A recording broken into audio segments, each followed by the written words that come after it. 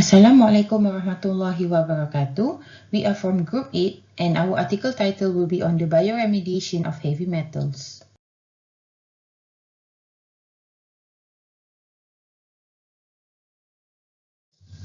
The demand for global water supplies is growing as a result of rapid industrialization and rapid population growth. Due to this, natural resources are being depleted and the climate is worsening, posing a significant threat to economic development's long-term viability.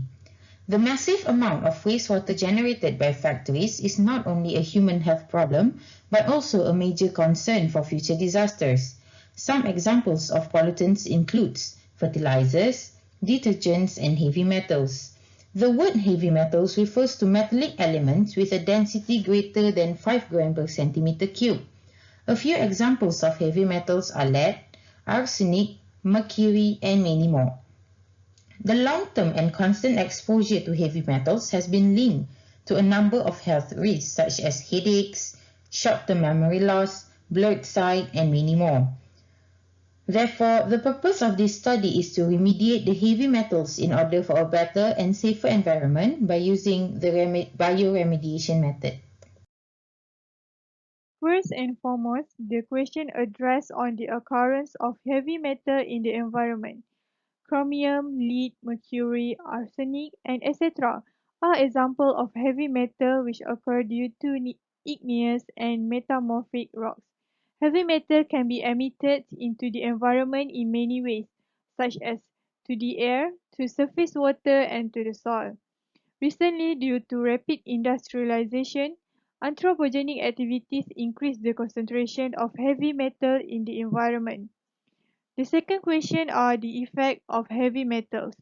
Heavy metal contamination of soil is hazardous to human and the ecosystem.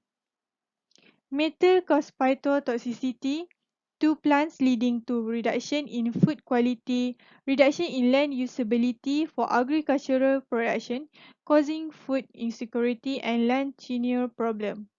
General system of toxicity of heavy metal are short-term memory loss, mental confusion, and much more. Minamata disease is a best example of the devastating effect of mercury. It has been more than 50 years since the first sign of mass mercury poisoning emerged caused by the release of methyl mercury in the industrial wastewater from the Chiso Corporation's chemical factory. The solution to heavy metal are using physical and chemical methods, bioremediation and metal microbe interaction.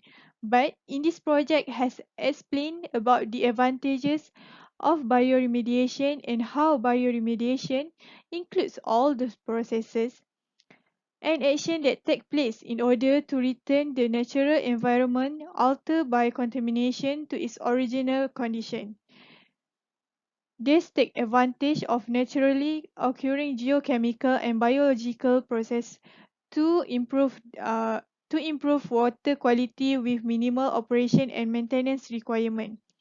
This method will be explained by Maisarah at the next slide. In order to restore the contaminated sources to its original state, bioremediation methods are applied. To dissolve and turn environmental pollutants into harmless or less harmful forms, it primarily relies on microorganisms, fungi, green plants, or their enzymes. It employs low-cost, low-technology strategies that have a high level of public acceptance. The figure below shows the bioremediation method, which is the microbial system, and biozine plant system. Enzymatic transformation that produce less toxic metal species have also gained popularity as bioremediation tools. The most well-studied examples are mercury and arsenic. The mercury tolerance in bacteria is linked to mercuric reductase, which is an enzyme that converts Hg2+ to a less toxic Hg. As an example, the bacteria P. putida was discovered to efficiently extract 90% of mercury from a 40 mg/liter solution in 24 hours. The arsenate is converted into arsenite, which is then methylated into dimethyl arsenic.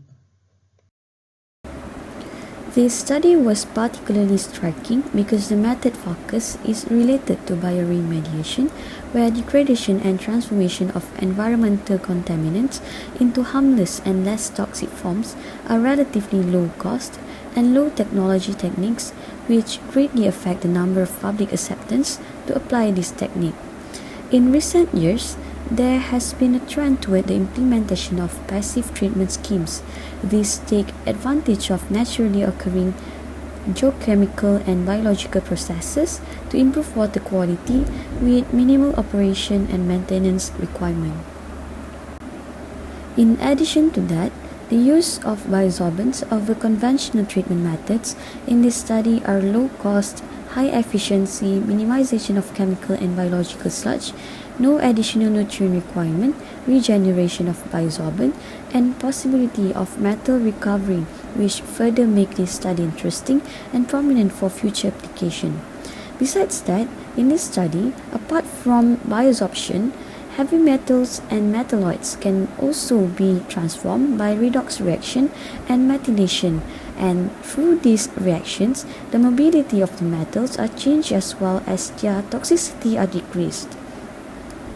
Bioremediation of heavy metals are not only good to clean the environment, but it is also a greater choice and more practical compared to conventional ways of treating heavy metals, where microbes are capable to develop a variety of mechanisms to adapt to different levels of metal toxicity, which leads to detoxification of these metals.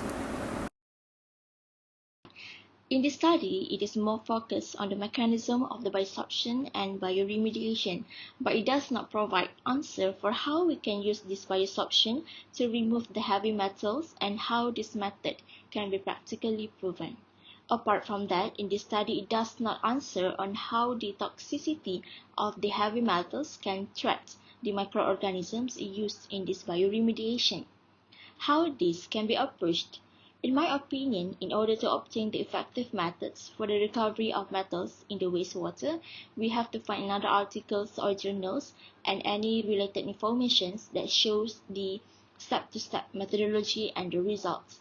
For the toxicity of heavy metals to the microorganism, in a study, it shows that this may cause detrimental effects on them, and it depends on the absorbed dose and the bioavailability of the heavy metal itself. Elements of heavy metals such as chromium and cadmium are capable of denaturation of microorganisms, inducing the oxidative damage and weakening the bioremediation capacity of microbes. That's all from us. Thank you for watching.